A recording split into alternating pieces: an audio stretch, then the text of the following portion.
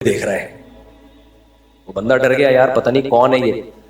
تو سلیمان علیہ السلام, وہ جب موت کا فرشتہ چلا گیا نا, تو اس بندے نے پوچھا سلیمان علیہ السلام سے یہ کون تھا. سلیمان علیہ السلام نے کہا موت کا فرشتہ تھا, تجھے گھور گھور کے دیکھ رہا تھا. یہ واقعہ کتابوں میں لکھا ہے, اوتھینٹک ہے یا نہیں مجھے نہیں پتا, لیکن اس سے جو سبق ملتا ہے وہ سبق ٹھیک ہے. تو اس بندے نے کہا کہ یہ تو اس کا مطلب اگلا نمبر کس کا ہے, تو آپ ہوا کو حکم دیں مجھے اٹھا کے ہندوستان پہنچا دیں. مجھے کہاں پہنچا دیں؟ ہند بہت پرانا, ہندوستان جو ہے نا یہ بہت پرانی آبادی ہے یہاں پہ, اور اس ہند کے نام سے ہی بہت پرانا ملک ہے یہ. تو سلیمان علیہ السلام نے کہا ٹھیک ہے بھائی, ان کو پتا تھا مقدر سے تو کوئی لڑ سکتا نہیں ہے. اٹھا کے ہوا کو حکم دیا, چلو بھائی ہندوستان. کچھ دیر میں اطلاع کہ اس کا انا للہ و انا الیہ راجعون ہو گیا. تو کہتے ہیں وہ موت کا فرشتہ سلیمان علیہ السلام سے ملا. انہوں نے پوچھا بھائی تو اس کو گھور گھور کے کیوں دیکھ رہا تھا؟ کہتے ہیں اللہ نے مجھے کہا تھا کل جو ہے نا اس کی موت ہندوستان میں فلاں جگہ سے تم نے اس کی روح قبض کرنی ہے. تو میں دیکھ رہا تھا یہ بندہ یہاں کیا کر رہا ہے, اس کو تو وہاں ہونا چاہیے تھا. کتنے تیز رفتار گھوڑے پہ بھی بیٹھ کے وہاں جائے گا تو بھی 1 مہینے سے پہلے نہیں پہنچ سکتا. تو یہ کیسے اتنی جلدی؟ اللہ کا حکم بھی غلط نہیں ہے. تو میں گھور گھور دیکھ رہا تھا یار میں بندہ صحیح ٹریس کر پایا ہوں کہ نہیں کر پایا, وہی ہے کوئی اور تو نہیں ہے. تو دیکھو خود ہی اٹھا کے اس نے اپنے آپ کو کہا. تو اس لیے قرآن کے الفاظ ہیں اینما تکونوا یدرککم الموت, تم جہاں بھی چلے جاؤ نا موت تمہارے پاس خود پہنچے گی. سمجھ رہے ہو, یہ وہ محبوب ہے جو کراچی کے بجلی کے کھمبوں کی طرح برسات میں خود آگے بڑھ کے آپ کو گلے لگاتا ہے.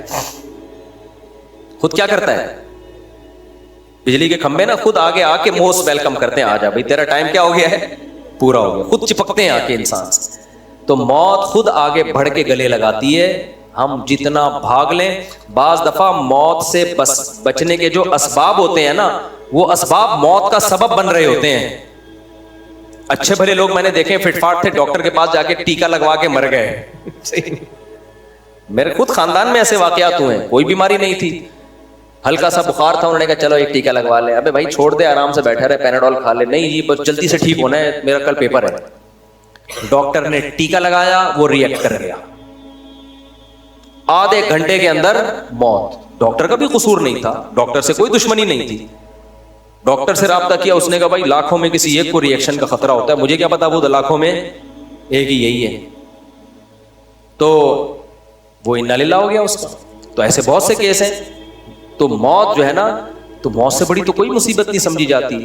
جب موت کے بارے میں حکم یہ, اللہ کہتے ہیں کوئی بھی نقصان ہو تو تم نے کافروں والی باتیں نہیں کرنی, اگر یہ ہوتا تو یوں ہوتا. تم نے کیا کہنا ہے بھائی یہ کس کے ہاتھ میں ہے, اللہ. عربوں میں بہت ساری اچھی باتیں ہیں, عرب ٹھیک ہے کچھ خرابیاں بھی ہیں لیکن کچھ باتیں بڑی خاندانی بھی ہیں. سعودی عرب میں آپ دیکھو گے عربوں کو نا, بڑی سے بڑی موت ہو جائے, وہ پتہ ہے کیا کہتے ہیں, ما قدر اللہ. ابھی میرا 2-3 مہینے پہلے سعودی عرب کا سفر تھا, تو ایک حکومتی لیول پہ ایک بہت بڑے آدمی سے میری ملاقات ہوئی, کچھ سرکاری عہدے پر بھی تھے. وہ جس نے ملاقات کروائی وہ انڈین تھے. انہوں نے بتایا, وہ انڈین جو تھے نا میرے دوست, انہوں نے بتایا کہ یار اس آدمی کا حوصلہ میں نے دیکھا ہے, اس کے 10 سال کے بچے کی ڈیتھ ہوئی ہے اور اس نے ایسا صبر کیا ہے. 10 سال کے بچہ انسان کو بہت محبوب ہوتا ہے, بڑا خوبصورت بچہ تھا. وہاں تو تیل ہے نا, تیل نکلتا ہے تو بچے خوبصورت ہی ہوتے ہیں. یہ مہنگائی اور غربت کی وجہ سے ہم لوگ میں کیا ہو گیا ہے, خوبصورتی مارکیٹ سے آہستہ آہستہ شارٹ ہوتی جا رہی ہے. تو اب وہ عربوں کے بچے وہ سارے ان کے سارے وٹامنز منرلز پورے ہو رہے ہوتے ہیں. کہہ رہے اس نے ایسا صبر کیا ہے نا کہ ایک جملہ تھا اس کی زبان پہ, ما قدر اللہ, جو مقدر میں تھا ہو گیا.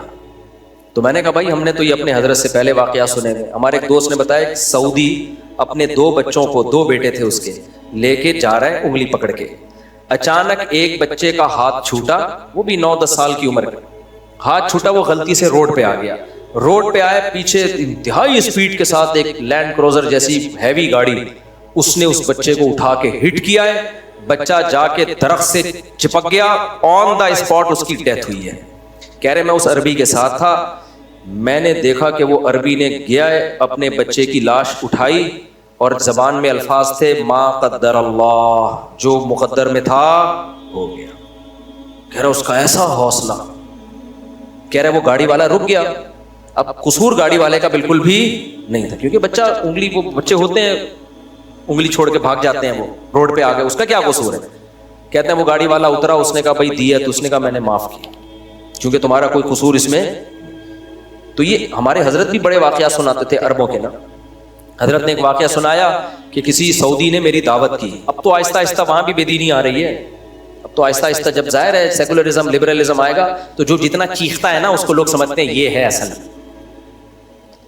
جو بے دینی جب آتی ہے نا تو میت پہ جو 2 فٹ اچھل کر ہاں ہو ہی ٹھوک سر مار رہا ہوتا ہے, لوگ کہتے ہیں محبت تو اصل اس کو کہتے ہیں, اٹ از کالڈ محبت.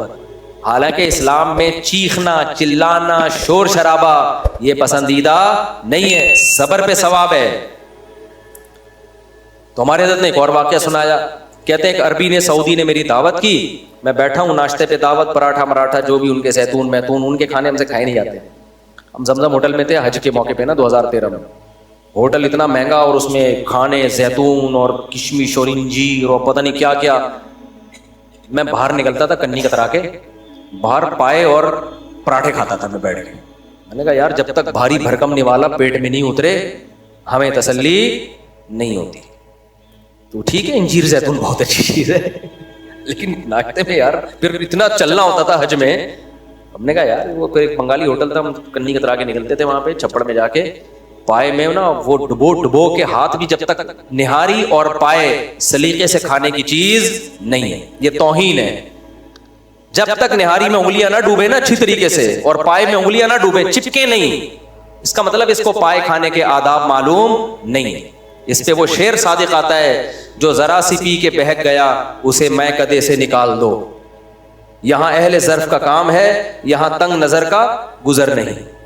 شرابی نے کہا ہے کہ ہمارے شراب خانے میں نا جو 2 گھونٹ پی کے بہک جائے اس بغیرت کو یہاں سے کیا کرو, کیا کر رہا ہے توہین. یہ شرابیوں کا شعر ہے کہ جو ذرا سی پی کے بہک گیا. بوتلیں چڑھانے والے لوگ آئے یہاں پہ, کچھ رسپیکٹ دیں شراب, اللہ معاف فرمائے کہ فضول بات ہے لیکن سمجھانے کے لیے. ایسے ایسے نیچ خاندان کے شرابیوں کے اپنے اصول ہوتے ہیں نا, نیچ خاندان کے 2 ڈھکن پیے اور ٹن پڑا ہوا ہے, نکل یہاں سے. صحیح ہے نا. کیا کہہ رہا تھا میں واقعی بھول گیا. ہاں نہیں دعوت تو تھی.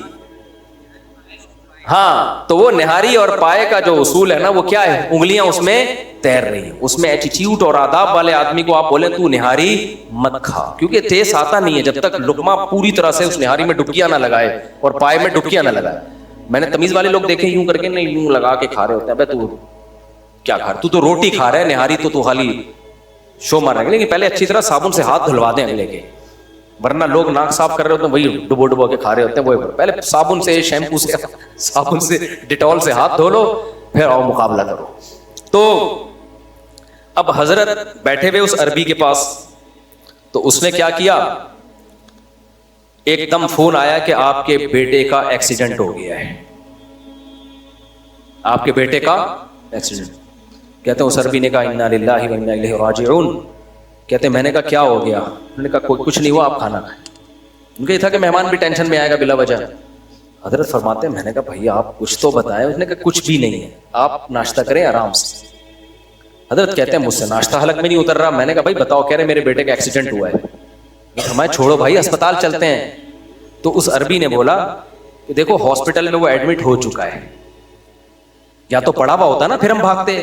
سعودی عرب کا پوری دنیا کا ہی سسٹم ہے, ادھر بندہ ایکسیڈنٹ ہو ایمبولینس آ کے ہاسپٹل میں جاتی ہے.